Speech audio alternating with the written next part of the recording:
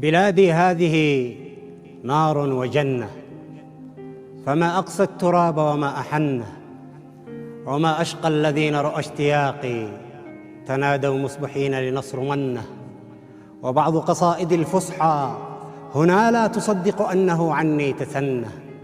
أئن والأصداء خلفي تبعثر أنة وتضم أنه، ولا أدري لماذا في بلادي تسمى كل مقبرة مجنة، تسمى كل مقبرة مجنة. السلام عليكم. شاعرنا الليلة الشاعر إبراهيم أحمد الباشا، أحد الشعراء المشاركين في شاعر اليمن، وهو شاعر كان له صوته وحضوره الخاص. إبراهيم الباشا من مواليد أمانة العاصمة، كاتب وأديب وشاعر يكتب الشعر العمودي الفصيح والشعر النابطي. له ديوان مطبوع بعنوان ذريعة المضنى، ومجموعتان تحت الإعداد. عضو جمعية النخبة للأدباء والمثقفين، نائب رئيس نقابة شعراء اليمن فرع محافظة صنعاء، عضو الهيئة الإدارية لمؤسسة شعراء على نافذة العالم، عضو الإدارة ومشرف رابطة شعراء العرب.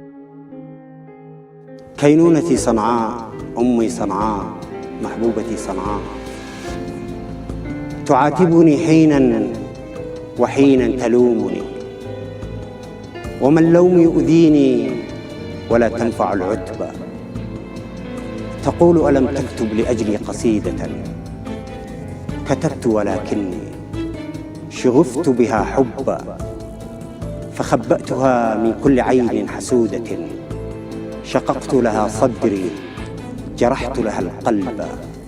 إبراهيم الباشا، قصائد عصماء فصيحة. قبل أن نترككم مع القصيدة نحثكم بالصلاة على نبينا عليه أفضل الصلاة والسلام، ونتمنى منكم الاشتراك في قناتنا، قناة الشاعر سلمان محمد. بلادي هذه نار وجنة، فما أقسى التراب وما أحنه، وما أشقى الذين رأوا اشتياقي تنادوا مصبحين لنصر منه. وبعض قصائد الفصحى هنا لا تصدق أنه عني تثنى. أئن والأصداء خلفي تبعثر أنة وتضم أنه، ولا أدري لماذا في بلادي تسمى كل مقبرة مجنة، تسمى كل مقبرة مجنة. سلام الله عليكم أجمعين، كل باسمه وصفته. قناة الهوية، مؤسسة شعراء على نافذة العالم، مشاهدين الكرام، سيل الأسامي دنا إلى مقدس في الروح، حين دنا يؤبجد المشتهى يستأنف الشجنا. منذ اهبطا سلم الأسمى، وفي يده اليمنى اقتباس، وفي اليسرى انطفاء سنا. الآدمية كانت حينها سفرا، وكانت الأرض في إجمالها اليمنا. ومن هنا أفرد الجودي أذرعه لكل زوجين حطا بالنهى سفنا. ومن هنا مر عرس الماء، فانبجس الجمال عرشا كتابا هدهدا فننا. نحن اليمانيين نبدو مثل لؤلؤة أصرها الله في معناه واختزنا. إذا غضبنا وقفنا بالجبال، وإن تأمل البأس في أحداقنا لدنا. وهكذا سيرة للشمس نعصبها شالا على هامة الدنيا وتعصبنا. وهكذا نلبس التيجان، لا جبل إلا منحناه تاجا ننحت المدنا. وهكذا كاشف التاريخ عن يده، وهكذا شد أرخى ارتد ثم حنا. ماذا جرى؟ هل تمطى الأفق حين جرى سيل الأسامي فأنزلنا عليه كنا؟ نراك في صورة الأحقاف أم سبأ، قال انظروني إلى أن أسأل الزمنا. يا كربئيلا بهاري، أين ذو وطن وذو بلاد؟ أما آباؤنا معنا؟ قالوا وقد أصبحوا نقشا على حجر، ويل لمن أيقظونا من مساندنا. صلاة عينيك يا سيف بن ذي يزن، كأن يخضورها بالعبرة ارتهنا. تعبت أرضا وإنسانا أمد يدي، حتى أبايع قلبي في الحشا وطنا. أنشودة الماء عطشا أنشودة الماء عطشا والهتون كما لو كنت أطلب من عصفورة لبنا. حتى العصافير، حتى كل سنبلة، حتى الفراشات والأزهار تعرفنا. حتى العصافير، حتى كل سنبلة، حتى الفراشات والأزهار تعرفنا. لأجل من كل هذه الأغنيات وما أمر القناديل أضحت تطلب الثمنا. توامضوا توامضوا أيها الخاؤون من وطن إذا اشتكى منه سر بثكم علنا. وقوفنا شعراء للبلاد فمن فأخروا العين عنا قدموا الأذنا. فأخروا العين عنا قدموا الأذنا.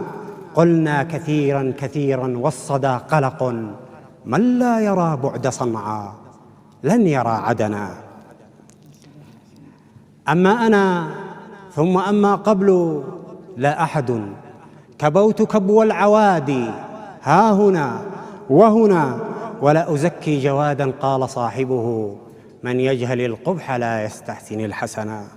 وضعت في خانة الآحاد نصف فمي وربع قلبي ومن أحداقي الثمنا. عباءة الشعر عنقودين من مطر ومسكرات المعاني المدح والحزنا.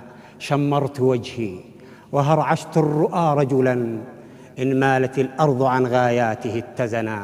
هذه بلادي وهذا الطين إرث أبي وذلك القبر في أقصى المجاز أنا. وذلك القبر في أقصى المجاز أنا.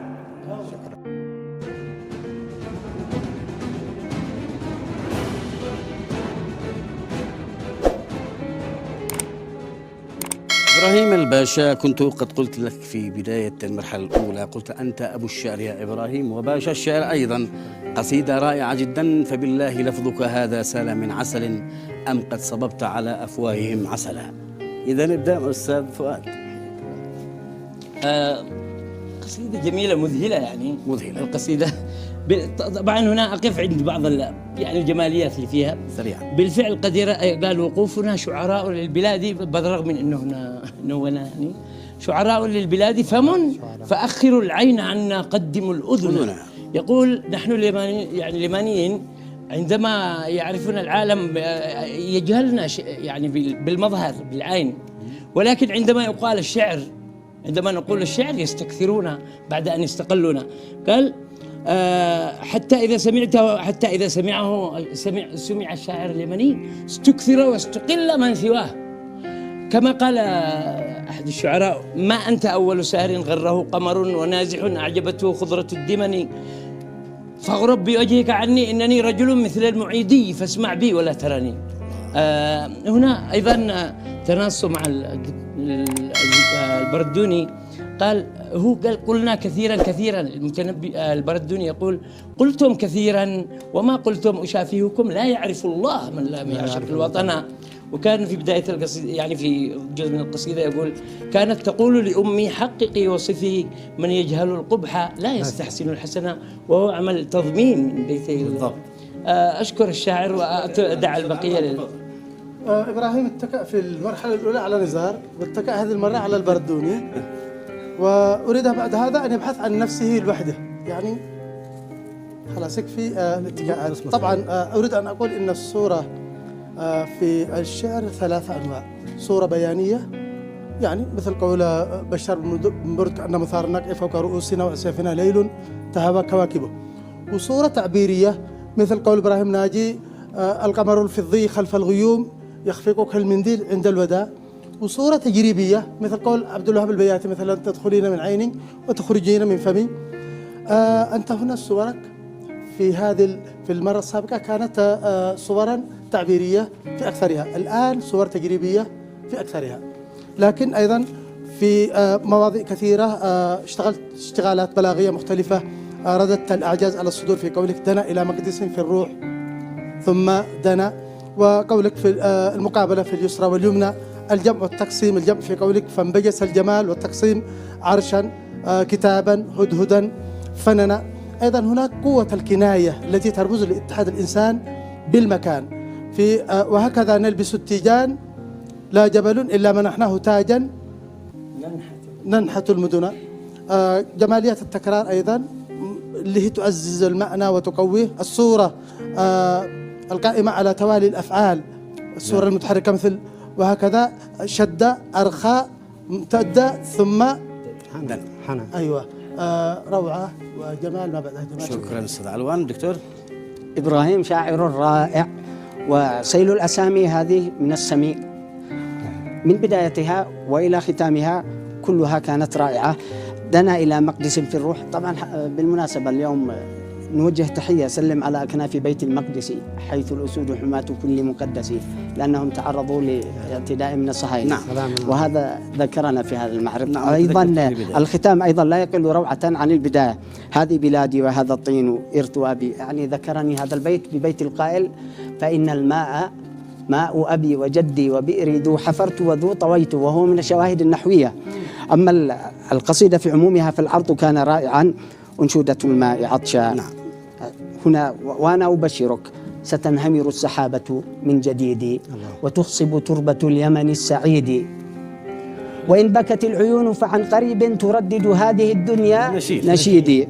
هنا اليمني يا تاريخ سجل، هنا اليمني يا بيت القصيد. شكرا لك. شكرا لكم. إذا بعد أن استمعتم إلى القصيدة شاركونا رأيكم في أجمل بيت كتب فيها، ولا تنسوا الاشتراك بقناة الشاعر سلمان محمد، وانتظرونا في قصيدة أخرى.